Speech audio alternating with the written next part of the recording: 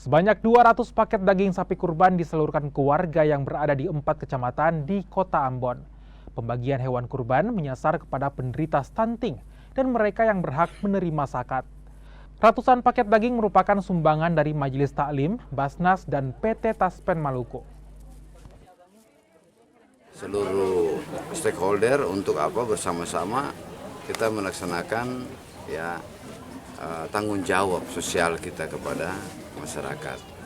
Yang mudah-mudahan penyaluran hewan kurban ini terutama yang ditujukan kepada anak-anak penderita stunting, dia bisa berdampak untuk menurunkan angka stunting di Kota Ambon.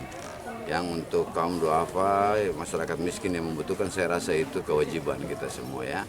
Kita berharap kerja-kerja kolaborasi seperti ini akan terus ditingkatkan supaya semua potensi yang kita miliki bisa disatukan untuk melakukan hal-hal yang positif bagi masyarakat di Kota Ambon.